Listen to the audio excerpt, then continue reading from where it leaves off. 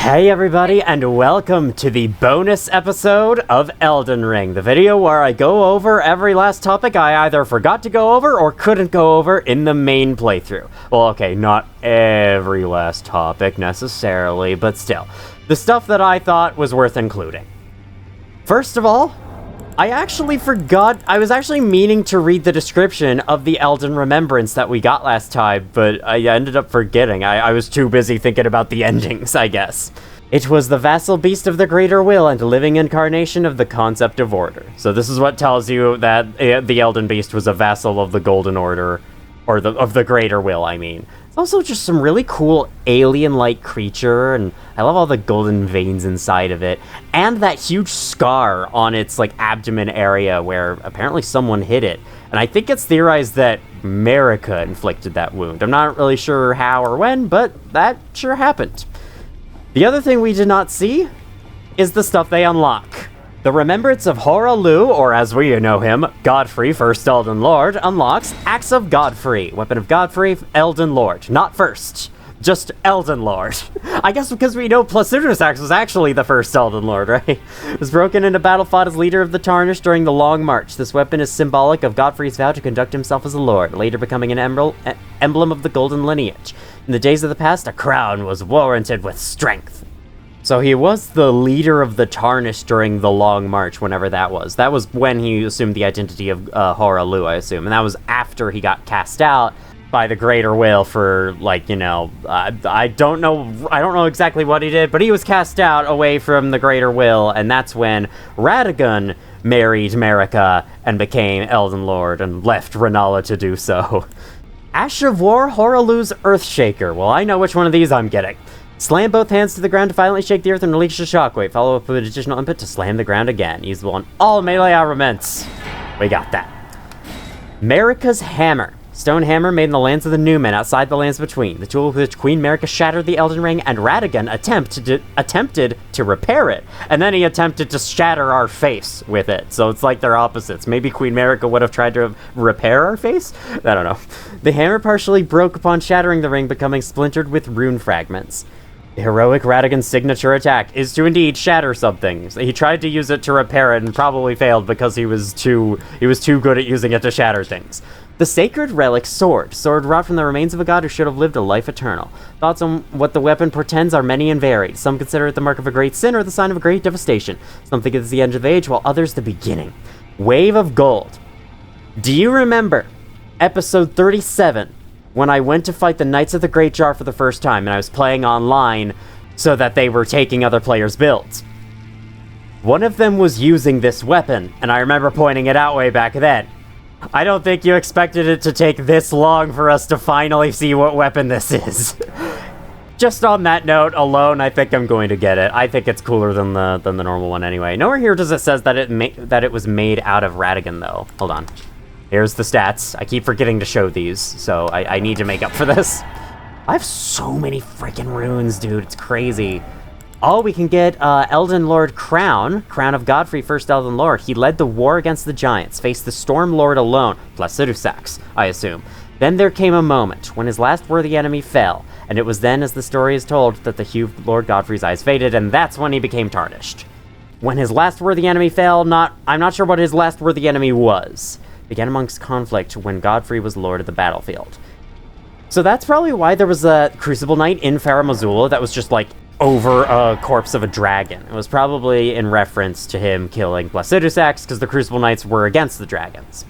Alright, seems like that's everything. I'll buy it. I might wear it, but I don't know if it'll look too good on me, honestly.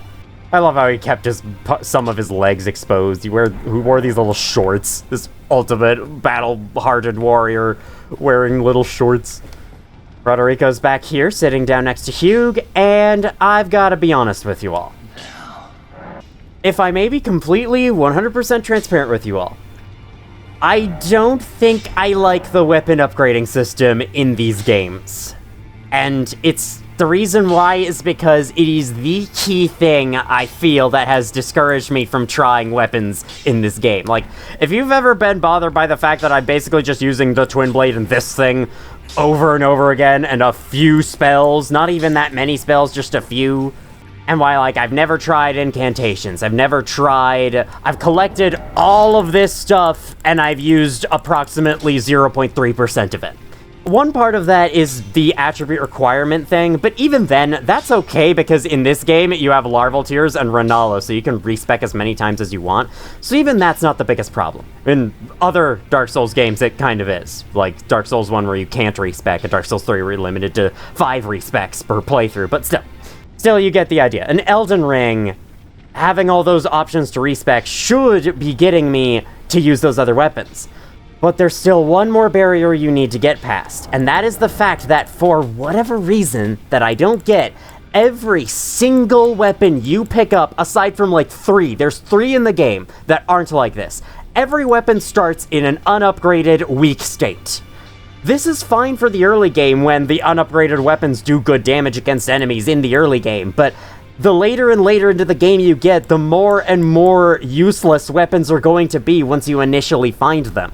So the obvious answer is to use the smorgasbord of smithing stones you've obtained, like look at this, I do have quite a lot, and then upgrade them. But this isn't always that great. I mean, I think I've showed it in this playthrough. I only upgraded like 3 weapons with these regular smithing stones, and I still ran out of like smithing stone level 3, for instance, and they were really hard to find, and the only way to find them is to find a bell bearing somewhere in the world, take them to the Twin Maiden Husks, and then you can buy an unlimited amount of them, a limited amount of smithing stones from them in exchange for runes. Which is great and all, but it does require a lot of rune grinding. Oh my god, I could buy 681 of them. Okay, maybe my points here are a little bit moot, rendered a little bit moot from that, but still, time and time again, I have seen a weapon, picked something up, like, say, this thing, the Rusted Anchor. I was actually somewhat interested in using it on my first playthrough, so I spent a lot of upgrade materials on it. Only to find out that at least for the stats I had at the time and weren't exactly compatible with this weapon, while they were compatible for the weapons I was using more often, so it ended up being weaker than those weapons and not being as fun as a result. Apparently this is a decent weapon if you invest in strength, but I wasn't really investing in strength because I was using the Twin Blade, and the Twin Blade requires more dexterity, and I was also using intelligence. And so because of that, I ended up just spending a bunch of upgrade materials on nothing, because this was useless to me. I feel like it would just be easier for me to get into trying all of these weapons if I could just actually use weapons at the point in the game that I pick them up right away. Like, if I pick up a weapon and I can use it, it would be nice if it was already upgraded so I didn't have to spend the materials myself, or if it was at least part of the way upgraded so I could get a good idea. Because it's true that you get a lot of upgrade materials, and if you find the bell bearings, they are renewable. But still, just having to go through the rigmarole of coming to the round table hold and click and upgrade a million times. Oops, I ran out of runes, better use some. Oops, I ran out of smithing stones, better buy some or find some somewhere. Just so I can use one new weapon I found in the late game stage. I'm just not a fan of that. I know I say this as a fan of Terraria, where in that game you just pick up a weapon and use it, and like you're constantly switching out your old weapons for new weapons that are objectively better. But that's of course a completely different philosophy of game design, and that Elden Ring does not have, and I get that. I just felt like I wanted to explain this is mainly the reason why I'm not that big of a build maker in this game, why I focus more on the exploration and the boss killing than the weapons. It's just because I find all these systems to be a massive hassle when I would rather just find a cool weapon and then just put it in my hands and use it without having to go through all this other shit first. Alright, anyway, enough complaining. I do really like the RPG mechanics of this game overall. I'm just, you know. And I'm gonna be doing a little bit more complaining later this video, so I better save some more until then. Alright, I was gonna buy the memory stone from them, but turns out I have it already. Don't need that. Alright, let's get into the first of our remaining topics. I've decided to come back to where it all began, to show you a couple of things. For one thing, you know what? I'm gonna let this guy hit me. Let's see how much damage you do to me now. Very funny. How many times would he have to hit me to kill me, I wonder? If you remember, I remember for some freaking reason, but in case you don't remember, these guys used to drop 11 runes when we came through here the first time. But now when I kill them, they drop 14. In fact, they may very well drop 14 for you if you pick a different starting class, since there might be weapons that kill them in fewer hits than the club. So I decided to swap out my talisman there to the Blessed Dew talisman. Well, now they're dropping slightly more, and this is thanks to this game's overkill mechanic. If you kill an enemy in one shot and deal more than like a certain percentage of their maximum health worth of damage, I don't know exactly what this percentage is, you will get a small amount of bonus runes. This has been a mechanic ever since the early Dark Souls games, at least Dark Souls 1, maybe Demon Souls as well, and it's been kept all this way. It's a very subtle mechanic, and you may have had it happen to you many times without even noticing, but it is there. It's pretty cool. This guy has increased health. Can I still one-shot him? Absolutely. The second fun fact about the tutorial is, remember this place? Remember where we fought our first boss of Elden Ring? Boss in quotation marks. It was the Soldier of Godrick, just a regular enemy that they gave a boss health bar. The Soldier of Godrick has a unique system with his poise. I think he has something like 15 poise, 20 poise, 30 poise, somewhere around there. Either way, his poise, when damaged, will replenish immediately. It replenishes impossibly fast, to the point you cannot drain it with simple, like, light attacks like this, at least with a weaker weapon. This weapon might be able to, I'm not sure. The reason why this is because it's incentivizing you to either charge attack, jump attack, or do a guard counter to drain all of that poise in one hit so that you can get the stance break that way. After all, they just taught you how to do all of those things. It's very clever game design.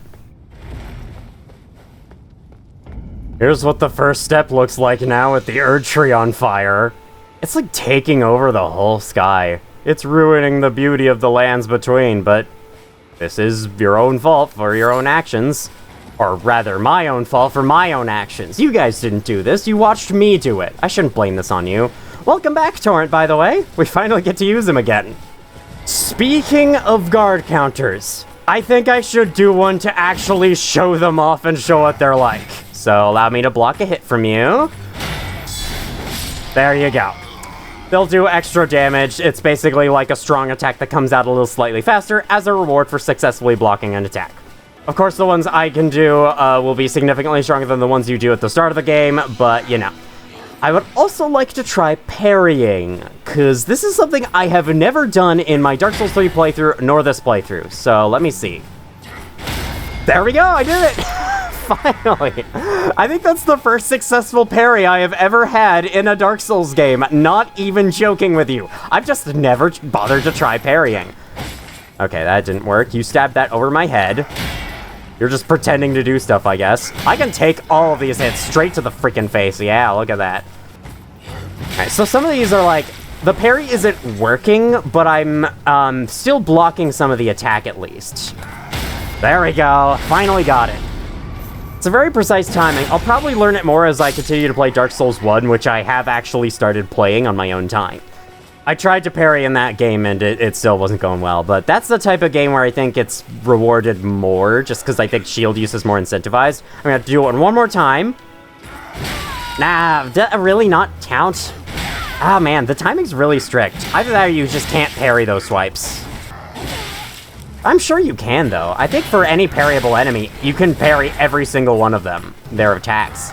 There we go. They also usually open up for a critical hit. So I've been rewatching these videos over the past week or so, and I actually saw that I never bought the entire armor set off of this guy in the Weeping Peninsula. This one, the scale armor and the iron gauntlets. I don't have this. I only bought the leather trousers from him, and I think I remember looking at these later and wondering, wait, where did I get these? Also, I'll take your stone sword key just for fun. Now I have 12 of them. Here's the set without the helmet. Sure, I guess. It is definitely one of the more generic armor sets in the game, so it's not a huge loss. Can you kill these things? I'm not going to try. I'm not going to try. I'm just wondering aloud. The flaming Erdtree with the rain all around me is kind of a neat visual, and it really goes to show how large the world is, because this rain's just happening down here. There's no rain by the Erdtree to snuff that out. Speaking of those early Elden Ring videos, I think I remember I did intend to show off the secret route that you can take to Liurnia, or the semi-secret. It's not that secret, but you know. And then I never actually showed it. At the time, I thought, yeah, that's okay. There's nothing on there. It's just a bunch of wolves and crafting materials. about that. Right here at the start, there's actually one thing that is here and I never got. Ash of War Stormwall. Now I have every Ash of War in the game, I'm pretty sure. I might be wrong about that, though. I was wrong about it the first time, so it's a good chance I'm wrong about it this time. Swing the shield to create a wall of storm winds in front of you, deflecting arrows and other such physical projectiles. Can also be used in the same way as a regular parry. Since I have a shield equipped right now, why don't I use that? Just to commemorate the Ashes of War one last time before I forget to equip any of them ever again. Wait, I almost forgot to actually go down the whole hidden path. Even after I am intending to show it off in this bonus video, I almost forgot to show it. Poor hidden path to Liurnia, man, I feel bad for this place. It just never gets a time to shine, I guess. There's nothing interesting to see off to the right. We're in Stormhill, so it's nothing but foggy and windy. It's just the same as everywhere else.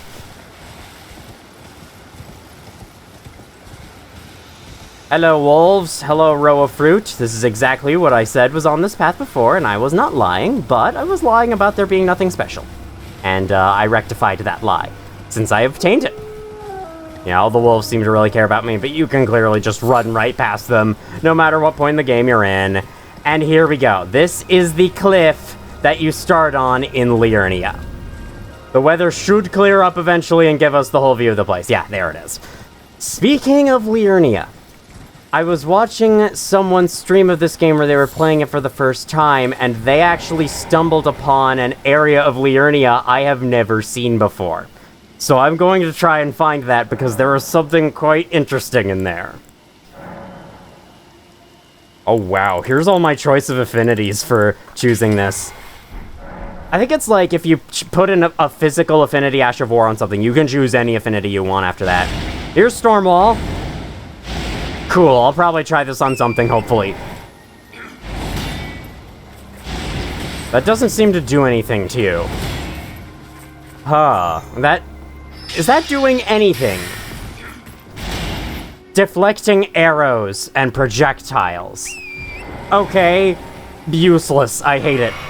How did you not remember the description you just read? Because there's like hundreds upon hundreds of item descriptions in this game. I can't remember every single one of them. Hello.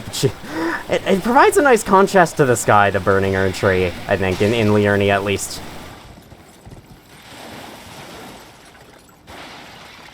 I think I found it. Right here on the map. Right here in the middle of these rocks. I thought it was down here. I was searching for a while. It turned to nighttime in the time this took. There is this little area filled with crystals. Not only can you get some glintstone fireflies, but you can also find yourself crystallians.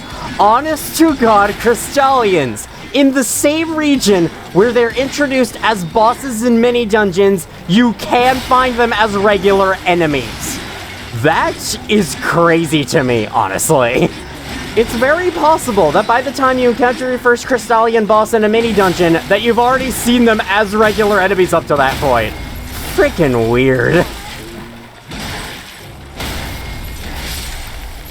Oh my god, as soon as they had their poise broken, they melted. This game's so fun. It's so fun going back to earlier areas and stomping everything. Honestly, if I were you playing this game, I'd recommend doing that for some of these bosses. Especially bosses like the Dragonkin Soldier in the Lake of Rot. Just wait until now and then go kill him, because it'll be so much more fun to do. Yeah, you're overpowered and whatnot. Who cares? No one. Especially not me. And you shouldn't either. If you remember, back when I explored this fort, Fort Faroth, for the first time, I asked the question of why no-hit runners tend to put on their armor that they otherwise leave off when climbing this ladder in particular. By no-hit runners, I mean Gino Machino, because he's the only one I actually watched. Thinking about it more, I think I know why. If I may show, when you don't have anything on, your resistance is lowered. Resistance to status effects, that is. So if I could show the stats screen real quick. You can see the first number there is my innate stat, and the second number is the stat given by armor. armor is far better at increasing resistance than your innate stats are. So by having armor equipped, you will have significantly higher resistance than you do otherwise. Why this matters to them is because I'm pretty sure in no-hit runs, you are not allowed to be afflicted with status effects. That counts as a hit and ends your run. So they throw on armor real quick so they don't get poisoned by that bat's poison attack. It almost poisoned me just then, so that was actually a perfect time to demonstrate that. Here's the Elden Lord set. You know what? I kind of sort of like the helmet. It is just like some old guy's hair with a crown, but it does look pretty cool. And the rest of the armor isn't exactly my style, but I'll wear it for now. It's something. Now, you may remember I have been very, what's the word? Pedantic? I don't know. Something like that about reading every single item description that we possibly can, except I did miss some here and there. And some of those are actually the item descriptions of the rest of the maps. I kept meaning to read these, but I ended up just forgetting all the time. I'm pretty sure we've read Limgrave's maps and we've read Liurnia's maps, so let's start with Altus. The Altus Plateau, where the Erdtree's base can be found, contains the royal capital of Leyndell to the east and Mount Gelmir to the west. Scars from the Shattering remain apparent to this day. Leyndell, city of the Erdtree, is a metropolis enclosed by double ramparts. The inner wall remains unbreached to this day, until now. Mount Gelmir, which houses the Volcano Manor at its summit, is characterized by sheer cliffs and ominous skies. These qualities only became more pronounced after the Shattering. Caelid, known as the locale of the last battle between General Radahn and Melania Blade of Mikola, is a vast land consummately marred by Scarlet Rot. I think we did read this as well. I'll just do it again, just in case. The dragons that escaped the Scarlet Rot made a nest of the plateau to Caelid's north. Thus it was named Dragon Barrow, and none dared to enter, because the enemies are 10 times harder for no reason. Marching ground during the war against the giants, they carved winding paths in the cliff right up to the summit, leading to the untrodden, snow-laden region beyond. The remote, desolate eastern summit is the highest point in all the lands between, overlooking even the Flame Peak to the south. The route through this land, crossed east to west by a frozen river, leads to Mikola's Halig Tree. This is the same path taken by those unchosen, though it is a trial all the same. Two great rivers flow between the lands between, the Schiefer and the Einzel. This vast region is said to be the grave of civilizations that flourished before the Erdtree. We also read this, but we have not read Lake of Rot, a great lake of standing water downstream of the Einzel River. It is said the divine essence of an outer god is sealed away in this land. Possibly Astel, who you then find by riding the coffin. There's a whole, theme of cosmic horror in this game's lore, with Astel, the falling star beasts, the glintstone sorceries in general, and how they tap into the stars, and the Elden Beast being some kind of alien. In the lightless depths lies the grave of an ancient civilization. It is here Mohg, the Lord of Blood, is building his palace to the seat of the coming dynasty named Mohgwyn, and whatever nightmares that may bring. It is also here where Shadow of the Erdtree is going to be entered from. We'll get into that later. Deep-root depths. At the very depths of the Erdtree's majestic roots lie the source of the Einzel and the Schiefer rivers. Really? I didn't know that. Here, too, begins the network of great tree roots that spread throughout the lands between. I wish I read all these, because this is some really cool information. Sadly, though, I just didn't remember. On a similar note, there are apparently, I saw this in one of my own videos early on, I accidentally hovered over a description that shows up if you don't have anything equipped. Yes, if you take off your thing and then hover over in the armor slot and hover over an empty slot, there's actually a description for it. Bare head with no armor equipped. Alright, the rest are just bare legs, bare arms, bare torso. It's nothing that crazy, but it's pretty funny. It's good to know that I have the right to bear arms. Part of me kind of wishes that there was, super secret lore about your own body or something, but nah, I get it.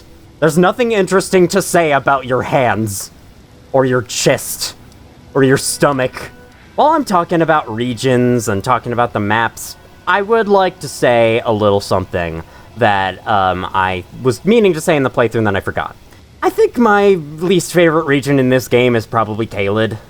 While the main enemies are interesting, while the visuals are interesting, they're the best parts of the place, the area is tiny. A good, quarter of it is reserved entirely for Radahn's fight, and there's nothing else to do out there aside from one catacomb. The fact that the northern sections are way more difficult for no reason, with no indication, it just makes things confusing, no lore explanation, and that everything also gives way more runes for no reason. It has no legacy dungeon either, which are the best parts of these games. It has Redmane Castle, I guess, but Redmane Castle was a really boring dungeon with a terrible boss. It really just served as an entry point for Radahn. That was the most interesting thing about it. There's not a lot of NPCs to meet here either. There's just Gowry, there was, I almost called him Gale, just because I can't remember his name at the moment. Jaren, that was really it. There's a couple of merchants, I guess. And, oh yeah, and Millicent. I guess that's a fine number of characters then. And then there's Geraint up here, but still, I just feel like every single other region in the game feels better developed, better designed than Caelid. That's just my piece. I did still enjoy Caelid, but overall, I think I would be the least excited to revisit it on any subsequent playthrough. I know a lot of people would probably say Mountaintops of the Giants is their least favorite region, and I totally get it. This place is kind of feel a little bit rushed in ways. It's also small, and the enemies here are obnoxious. There's only one new enemy type, and you only find it in Consecrated Snowfield. But I just like the atmosphere as you're nearing towards the end of your journey, and just the fact that it's the final region. I think that alone puts it above Caelid for me. Anyway, what I'm here to tell you about is something that I also forgot to talk about. Remember that Latenna had dialogue in this point of Mountaintops of the Giants that no longer plays in current versions of the game because it's bugged? The same applies for Consecrated Snowfield. Upon entering this for the first time, she's supposed to say something extra. I'll play her dialogue right here. Do you hear me? It is I, Latenna. We have reached the land of Mikla's Erdtree, where Lobo and I began our travels. It's entirely thanks to you that I'm so close to home. These great snow-laden lands stretch far to the north, and beyond the ancient bowers and the liturgical town of Erdtree lies the place to which I must return. I really wish this was fixed, because it would be much clearer for, like, what she exactly wants to do out here in the Snowfield, because she doesn't want to go to the Erdtree, she wants to go to this church at the end, the Apostate Derelict. It would be a much clearer explanation if she actually told you what the heck she was doing, but whatever, you can't win them all. Also, small detail about this map before I completely stop talking about maps. Do you notice this line right here? These are the separations between each of the pieces of the map that we've been picking up. We've been, like, sticking them together, and you can see the seams where they're connected. If I may show with Limgrave's, you see this seam running through the river right here. This was Limgrave's west map, and this was Limgrave's east map that we picked up. That is an awesome detail. It's subtle enough that, like, you don't really notice or care about it, but it's there, and it makes it feel like a really, like, it makes it feel like you're picking up pieces of the map, of the hand-drawn map of the lands between, and it's really cool. A fun fact about the ancient dragons that you fight inside Crumbling Farum Azula, as well as other parts of the game, Lanciax in particular. They take the most amount of hits before they stance break, to the point that you are very unlikely to stance break them unless you go for exclusively their head and hit it multiple times. Despite this though, they don't have the highest number of poise in the game. That goes to Radahn, who has 200. They only have 120 poise, but somehow they're able to be tankier. I like how these shorts are actually making my legs look beefier as well. That's cool. Anyway, the reason why this happens is because they only take 20% poise damage from your weapons, meaning that they effectively have 600 poise, which is a hell of a lot higher than Radahn. If you hit their head, they'll take double poise damage, but that's double poise damage after the 20% reduction, meaning that if you attack exclusively their head, they still have effectively 300 poise, which is still more than Radahn. So despite Radahn having the highest amount of poise of anything in the game, he is not the tankiest enemy. He does not take the most number of hits before stance breaking. That goes to the ancient dragons of Farum Azula. I would show an enemy here to demonstrate that, but they're all permanent kills, and I've already killed all of them, so yeah, can't do that. So, funny story. Sorry, I don't want to let Goldmask's beautiful fashion sense die out fully in the end. Funny story. When I first entered the Mountaintops of the Giants back in episode 42, I tried to, anyway, plant a little seed in my head telling me, hey, don't forget to go over attribute soft caps. That's important information to include in a playthrough like this. And then I never remembered to do it. So better late than never! Each of these attributes has a hard limit of 99 not 100 for some reason. They can totally just make it go to 100. That would be so much more satisfying, but whatever. It is possible, with enough perseverance and patience and hundreds of hours spent in this game, millions and millions of runes spent on leveling up, to raise every single attribute up to 99. Doing so will get you to the maximum level of 713. And this maximum level does not matter, does not depend on starting class. It will always be 713 no matter which starting class. But before you reach 99 in an attribute, you'll have hit the soft cap of any attribute. Soft caps are a certain number in an attribute's scale, where after leveling them beyond that point, they give you diminishing returns. It's not like a slow curve down of giving you less and less. It's a huge drop-off of beyond this point you get nothing, or next to nothing, from leveling the attribute. Each attribute has a different soft cap, and I should very much tell you what they are so that I can inform your decisions on leveling up. The soft cap for Vigor is 60. Beyond 60, the amount of HP you'll be getting for each level up is in the single digits. It's not worth it. Mind has the same soft cap, also 60. Beyond that point, you barely get any extra maximum FP. You've gotten all the maximum FP you're gonna really need as well. Also, it is worth noting, I have looked it up and confirmed, Mind does not give you extra memory slots. Only memory stones will. So leveling it beyond 60 isn't gonna get you any memory slots or anything, it's just not worth it. Endurance is a little interesting.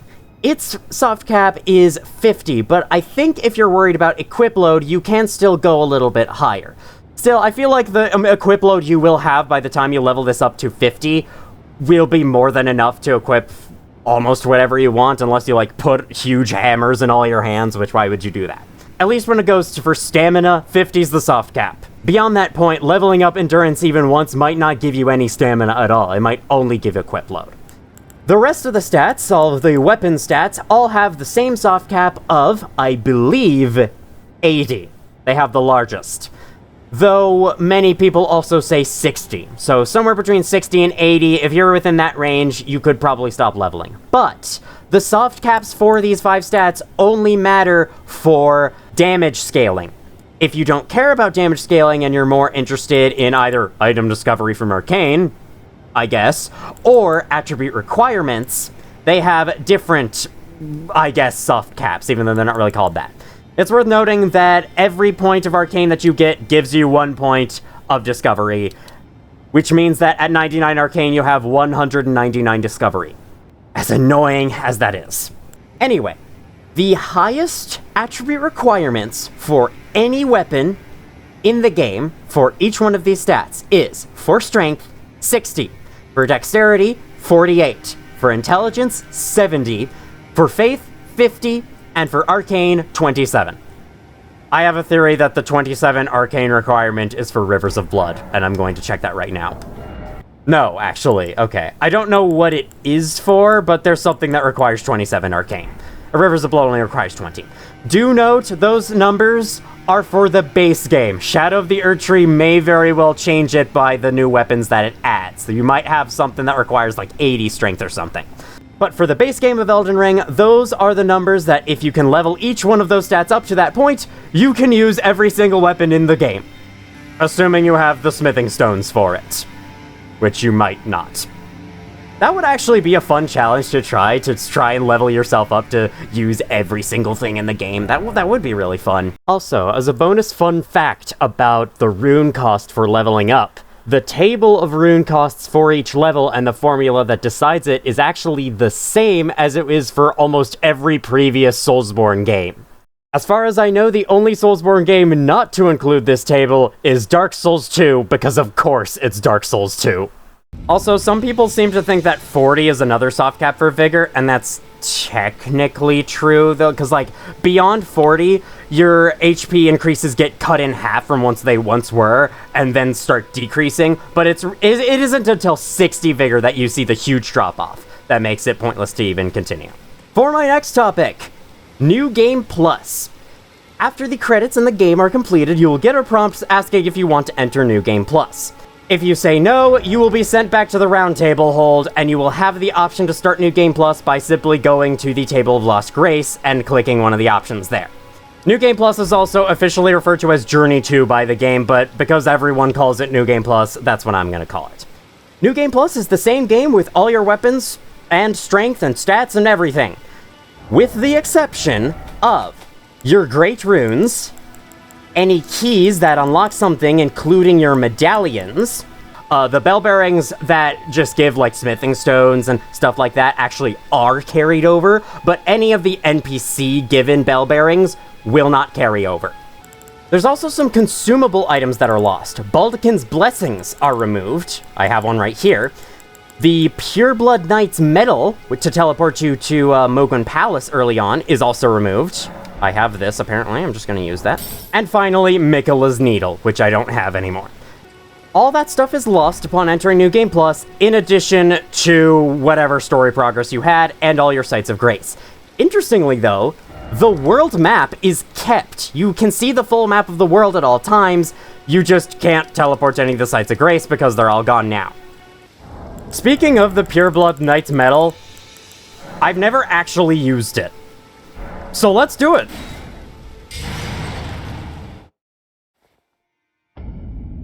Using it will take you right here at the bottom of the Mogwin Dynasty Mausoleum. It basically skips the entire first swamp section. I'm kind of weirded out by some of the things in this game just allowing you to skip whole parts of the game, like while we're in Shiva River, these freaking sending gates down here that just let you go to the opposite side for free. No need to cross it yourself, just use the sending gate and you'll go to the other side. I don't really get that. And I don't really get this either, especially since you get this option far earlier than you get the other option to enter this place. The random sending gate down here that actually puts you in this place properly at the start. It is a much more convenient teleport here, so it might honestly be preferable, but yeah, still pretty weird. So what else happens in New Game Plus? Well, for Elden Ring, not very much. All that happens is the enemies get harder. They get higher health, higher damage, and that's basically it. At least for the first New Game Plus, because, yep, there's more than one. If you finish New Game Plus, you can go into New Game Plus 2, or otherwise known as Journey 3. And you can keep doing this all the way up until New Game Plus 7, and the enemies will get harder and harder for each one of these. After New Game Plus 7, though, they don't get any harder, so 7 is where it ends. You can consider that your ultimate challenge if you want. I think there was someone recently who managed to beat every single boss in the game at level 1 on New Game Plus 7 difficulty. That's pretty cool. In addition to increased health and damage, enemies will also be taking less and less poise damage from New Game Plus 2 onwards. I think it's all the way up to a 40% reduction, so they take 60% poise damage that they usually do. That's really all New Game Plus has for you. You could just keep building your character, keep leveling them, try other builds if you want. That's mainly the reason to play New Game Plus, as well as to get the other items from all the Remembrances. Because each one gives you 2, and unless you duplicate them with the Wandering Mausoleum, you can only get 1. And I don't think there are enough Wandering Mausoleums in the world to duplicate every Remembrance, so that is definitely the way of getting more of them. Next, I'm going to be talking about the endings, but before that, I do want to draw attention to what I think is my favorite music track in Elden Ring. The Elden Beasts theme. Both my commentary and all the loud combat noises that happened during the fight made it pretty hard to hear, so I'll let you hear it right now.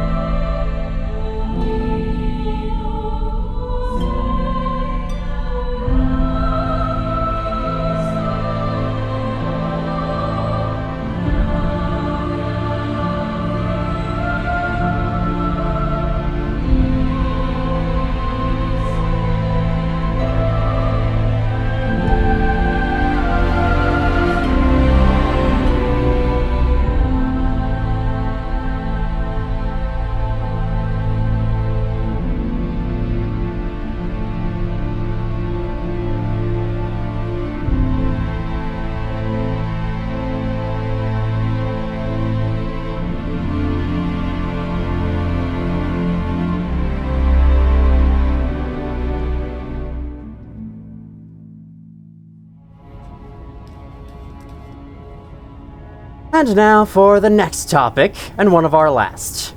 The endings. After receiving any ending, I don't believe you are allowed back in. The golden light's here, but you cannot pass through, and the Site of Grace that was in there is now no longer available. So you can only get one ending per playthrough. If you want another one, play New Game Plus, or start a new character, whichever you choose.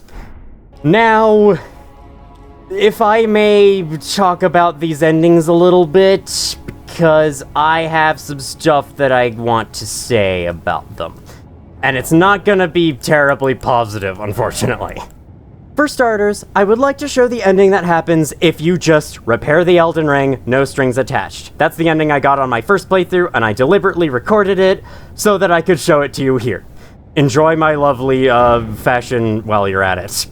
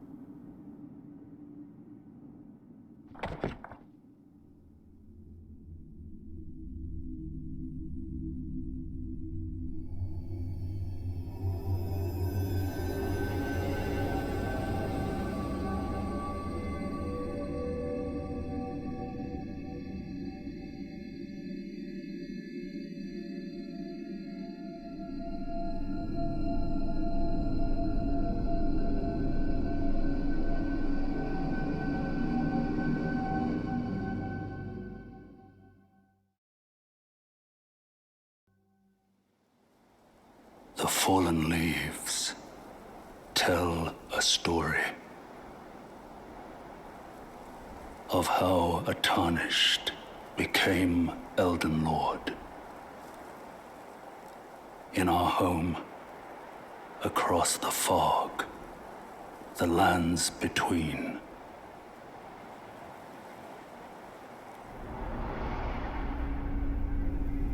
Our seed will look back upon us and recall an age of fracture.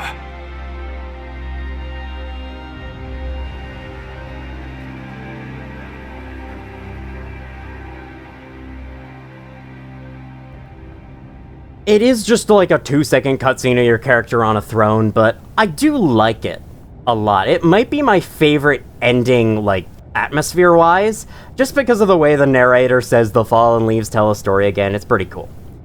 I would, like, steal other people's footage to show you the rest of them, but since Elden Ring is a much more popular game, there's already so many videos showing every ending out there. So instead, I'd like to talk about my thoughts on the endings, or rather, the storytelling behind them. I have no real problems with the endings themselves, though I did have a problem with them a few months ago. And it wasn't until I was researching some of the lore for this playthrough that I was able to gain a new appreciation for them. Back then, I saw these endings, and I thought they just looked like a generic be good or be evil choice. And compared to the ending choices in Dark Souls 3, I thought this was kind of a step back. Dark Souls 3 had the interesting ending choice of Link the First Flame, or don't, and let the Age of Dark take over instead. Which one of these two you might choose to do depends on your own values as a person. Linking the First Flame will preserve the world for a little while longer, even if not for as long as it would have before, but it still allows people to keep on living. That said, there are still consequences for that. The world is gonna grind itself up into ash and end eventually anyway, so you can always choose to bring on the Age of Dark, to end society as we know it right then and there, before we all end up suffering, since we already kinda were suffering, as the First Flame has threatened to die out time and time again, and as it is seriously threatening to die out that time. The game's whole story and themes of cycles needing to come to an end is pushing you to go for the Age of Dark ending. Sort of, as vaguely as it usually tells you to do things. But there are still some genuine reasons that someone might have to link the first flame instead. Having a choice like this can help reveal people's values and what they believe in, and people with different beliefs would make different choices in that situation. And I think that's really interesting. It's something RPGs like these do really well. And on the surface, Elden Ring's endings look like they were going for the do you want to be good or bad or somewhere in the middle choices, and they just didn't seem as interesting to me at first. That is until I learned more about them. That is until I watched lore videos that explain them. I now say that I like the endings, and I like their plot lines, and I think that there is an interesting choice to be made here. At first, I saw the Frenzied Flame as some generic evil guy ending, but after watching a video by, I can't remember the YouTube channel, but I will be sure to show it on screen here. This video taught me a whole new perspective on how the Lands Between is kind of a terrible place that you were forced to go through for no real reason. Everyone here wants to kill you, and everyone likely has killed you. My character has died 419 times going through this place. Why the hell do I want to rule over it? I think I'd rather just burn it all down instead. Fuck this place. And just like that, I have a new appreciation for the Frenzy Flame endings, and I can see why someone would choose it. The only ending I can't see why anyone would choose it is the Dung Eaters. I reckon that out of the 25 million people who bought this game, about 20 of them thought that the Dung Eaters ending was at all a good idea. And one of them was probably Elon Musk. There's also the fact that Ronnie's ending is basically a more peaceful version of the Frenzy Flame ending, and that is part of the reason why I decided to choose it. Anyway, I like the endings now that I actually know what they're about.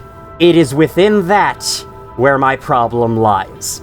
I get that From Software wants to be vague with their stories. They want to have the story be told in a way that it feels like it's told in a language you can't understand most of.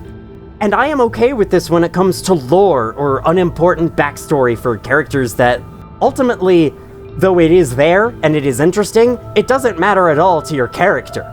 You don't need to know why Morgoth is trying so hard to stop you, but if you'd like to find out, you can, either by looking it up online or just trying to dig through the game's own context clues and item descriptions. Otherwise, though, it doesn't really matter to your adventure. All that matters is that he's in your way, and so you should kill him. However, when I am asked to make a huge choice that is going to impact the entire fate of the world I've spent hundreds of hours journeying through, is it too much to ask to give me some freaking context for my choices? I only thought that the endings were generic good or bad choices because I didn't know what any of them meant, because of this game's super vague, reserved storytelling. And I'm starting to think that I don't really like that kind of storytelling. These endings are really cool, but the game hardly tells you crap about any of them. At the very least, the mending runes you get for repairing the Elden Ring tell you what they do in their item description. But only in their item description.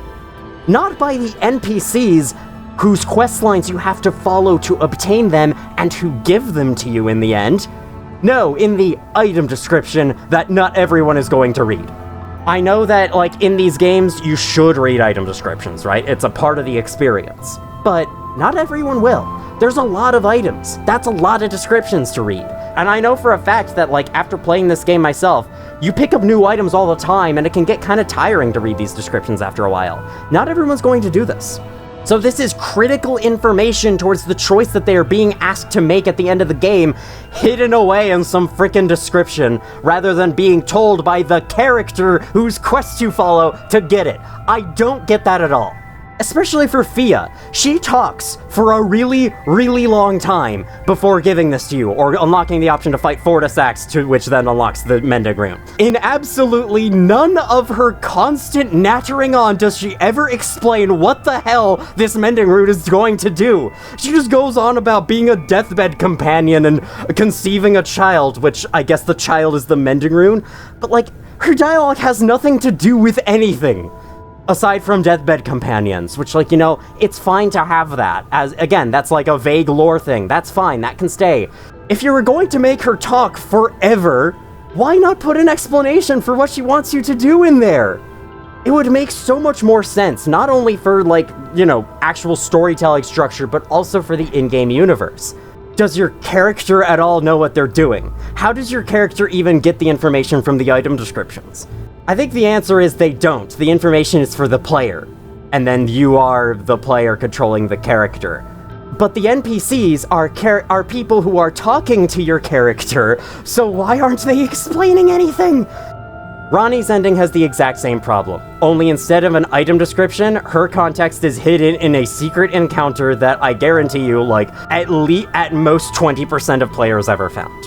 I can certainly see people discovering this, just as I can see people reading the descriptions of the Mending Runes and finding it out that way, but I still don't think it's a good idea to hide such important context for your choices away in these secret encounters or in these random item descriptions.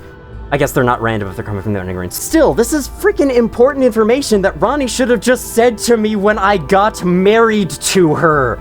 She's my fucking significant other, and she doesn't tell me what the hell she plans to do in the end unless I go back to her rise for no reason. I mean, come on, just have her say in the moment when you get married, oh, by the way, if you want to know more about the plans I have, come back to my rise in the Three Sisters, and then have her disappear mysteriously. That's all you need, just like a couple lines of dialogue and calling back in the voice actress, but you know. The reason why I'm so frustrated by this is that these games can be surprisingly coherent. Muriel in the Church of Vows is happy to tell you everything you would ever want to know about Radagon and Renala. This is a bunch of lore that is not very important to your role in the story that is being clearly and coherently explained to you. Why couldn't the same be extended to the stuff that actually matters to you? There's a reason why there are so many players who just cannot get into the lore of these games, that they just don't care. They just kind of brush it aside and focus on gameplay. And I can't really blame them when the game clearly doesn't want them to know anything.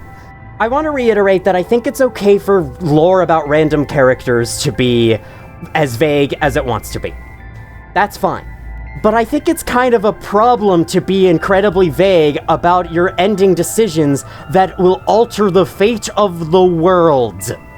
You're basically being given 3 buttons. One of them detonates every nuclear bomb on planet Earth, the other shuts down all electricity, and the third one spreads capitalism or something. These buttons are unlabeled, and you're never told which one does what. And the only way to find out which one does what is to hack into whatever sci-fi station I'm imagining in my head's servers and, like, decrypt their hashes, which then unlocks a riddle, which, if solved, tells you which one of the 3 buttons does what. And you have to do that for each button. Hacking into the servers is something not everyone's going to be able to do. Well, everyone can read the item descriptions or find the encounters, but still, you know what I mean. What this all means is that players in the end are being thrown into an uninformed choice. They have no idea what to pick because they have no idea what's going on or what these choices will even do, even after they choose them and see the ending.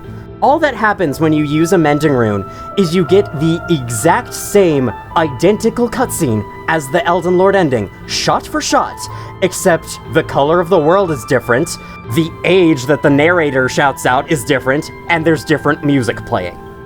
Not only is that kind of disappointing that 4 of the 6 endings of the game are the same cutscene with a different color, but even after you make the choice, you're not told what you even just did. Am I the only one that thinks this is really stupid? I can't imagine how many players there are who got to the end of this game, chose something at random because they have no idea what they're doing, and then they end up picking a choice that they wouldn't have wanted to if they had actually known what the choices were. There's a lot of people who speak out against the idea of immortality, and I'd be inclined to agree. I certainly don't want to live forever. So for these people, the Mending Rune of the Death Prince might be the ending that they want, assuming they also want to become Elden Lord. Because then it'll mean they become Elden Lord, but they allow things to die as life should, according to their own beliefs. But then you do it, and you're treated to this very dreary-looking ending with this somber music, and the game's acting as if you made a bad choice. It's a perfectly fine choice that is understandable to make, but the game is presenting it as if you did something wrong. And I know that's probably not its intention, but it's easy to misunderstand this when the game doesn't tell you crap about anything. Also, as a fun bonus, the version of Ranni's ending that I got is actually slightly different from the normal version. Normally, when she turns to face you and reaches out her hands, she says, "Well then, shall we? Then my fair consort eternal." What she's doing here is reaching out her hand for you to join her as she leaves the lands between for something. Could you tell that's what was happening? I couldn't either. If you do sit down at that secret encounter, though, where she actually explains what the hell she's doing in the ending, then her dialogue will be different. She'll say, "Let us go together, my dear consort eternal." You've moved up in her eyes. And this is really funny to me, because "let us go together" is a much better line to explain what the heck is going on, and you can only see it after you find the secret freaking encounter that explains it. Ronnie's ending has the perfect capability of actually explaining what is going on during the cutscene, unlike any of the other endings during this game, but it only does so if you've already found the explanation. Truly the pinnacle of storytelling. I'm actually not that mad at that. That is a really neat detail that the ending changes if you find that encounter. Still just really funny how that turned out. So in the end, all of this is to say, due to these uninformed choices the player's being thrown into, from the game being seemingly too afraid to actually explain itself even after you've made the choices, what this means is most players, especially streamers and YouTubers who got to this end and chose their ending the first time, they didn't do it because they actually wanted to choose their ending. They didn't do it because they wanted to pick what aligned closely with their own beliefs. They did it so they could see a cool cutscene and get an achievement. So many of these streamers and their first-time players just went for all of the endings because they didn't really know what was going on, so they guess they may as well just see every outcome. I'm not throwing any shade or hate at these streamers. I respect all of them for playing and finishing this game in the first place, and, for getting me into it. And I think that wanting to see a cool cutscene and getting an achievement is a perfectly fine motivator to get an ending. But it just goes to show that there is such an interesting discussion to be had between these endings of, which one did you go for, and why? And that player can, give you all sorts of insight on why they chose what they chose. But all of it is obscured behind this game insisting to be as vague as humanly possible for no real reason other than because it's cooler that way, and because we did it 5 games before. In the end, this game's story is pretty good. But I'm kinda not a fan of the way that it's told. And it took me until, this game to realize that. Particularly for those endings. The fact that it just doesn't... Well, all due respect to Miyazaki, to From Software, to the writers, to the story of this game. It's good. I just don't understand why you would obscure such vital plot information when you can be surprisingly coherent and clearly explain many other things about the story, of all things to obscure and keep out of view of the player. Why that? If one of the most important things about the story, why would you obscure that? I'll reiterate what I said in a previous video. This is game number 6 in From Software's catalog to be written like this. Now, if Miyazaki's having fun doing it, then by all means, keep going, King, or whatever people say these days. If you're having fun making something, just keep doing it. Don't listen to me, some stupid idiot gamer. But if you would please, next time, tell me what the hell I'm doing at the end of the game. That's all I ask for. And that was probably the most controversial opinion I have ever had in this series. What else did you expect from the person who hates Malenia and Malekith but likes Elden Beast? I have come down to the Mohgwyn Dynasty Mausoleum in Mohg Lord of Blood's arena to tell you about my final topic of the bonus video. Let me change into a more modest outfit. Exactly 1 week from the recording of this video, definitely less than that by the time you're watching this, the DLC for Elden Ring, Shadow of the Erdtree, will release. I am very glad that I managed to beat the whole game before it released, because it would have been really weird if everyone else was playing the DLC while I was still going through the base game. What are you doing? The DLC's out! Just start freaking playing that already! I know for a fact there's a lot of Elden Ring playthroughs that were started up recently because this DLC was announced, and they were playing through the game so that they could also experience it along with the main game. As for me, I would like to reiterate one last time for the people in the back. I have no plans of playing the DLC as of right now. when it comes out anyway. What I'm going to do is I'm going to watch other people play it. I know, I'm going to spoil it for myself, blah, blah, blah, blah, blah. I don't care. I don't really care about spoilers in these games, to be completely honest with you. I'm going to watch other playthroughs of it and then decide if I want to play it myself from there. My reasoning is it's a $40 DLC. That's a pretty hefty amount of money. And if it's going to include bosses similar to Liurnia or Malekith, I might not enjoy it. So I'd rather see what it's like before I splurge the money and play it myself. If I do decide to play it myself, I will very, very likely come back to this game and make a playthrough of it. Sometime in the future. If I had to guess a time frame, if it happens, expect it by the end of this year or sometime next year. My whole mantra with that is, I will not promise nothing, but I am also not promising anything. The reason why I want to clarify this is because I did play the DLC for Dark Souls 3 back when I did that playthrough. The reason why I did it there is not only because it was long out by then, by the time I got around to playing Dark Souls 3, the DLC was long out, but also because the base game was so short without it that I just felt like it was necessary. But for this game though, this base game was huge. Took me 52 videos to get through, took me 3 days and 7 hours worth of videos to get through it all. So I don't know if I'm exactly ready to start a whole extra freaking campaign with it, especially on day one. I do just want to drop a couple of tidbits about the DLC before I end for good, before I end this video and before I go a while without playing Elden Ring. It is basically all but confirmed that the DLC will start right here. You need to come down to Mohgwyn Palace and defeat Mohg Lord of Blood, and then interact with Miquella's Cocoon, with the DLC installed, of course, and it will take you to the new land where it takes place. That's probably why it seemed like there was nothing here. Like, you beat Mohg, you get his remembrance, and then this is all that's here. Like, you just see Miquella here. It felt like there should be something more to it, and there will be something more to it next week.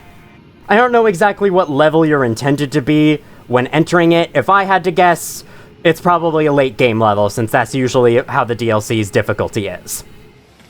And that is everything that I wish to cover about Elden Ring's base game. I know I've said this about 1,000 times in these past videos, but I must say it again. Thank you all so much for watching, especially if you watched it all. Let me know what you thought about this playthrough down below, because it was my biggest one yet.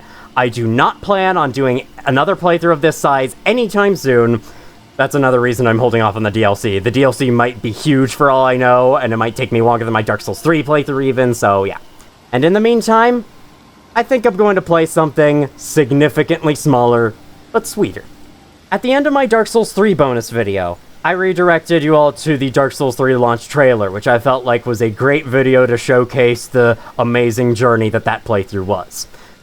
And just recently, in preparation for Shadow of the Erdtree's release, From Software / Bandai Namco, don't know who exactly made it, have actually released a similar type of video.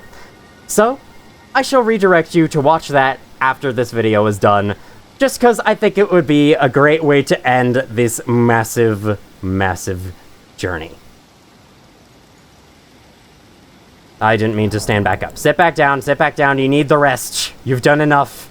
You can, like, sleep for months before I decide to play the DLC, if I do.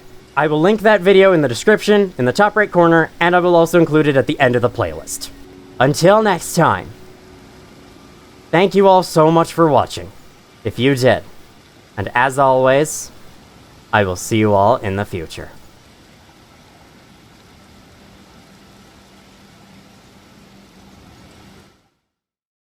As I went to go stop the recording, the game crashed. For the first time it has ever crashed for me. I guess no better way to end, right?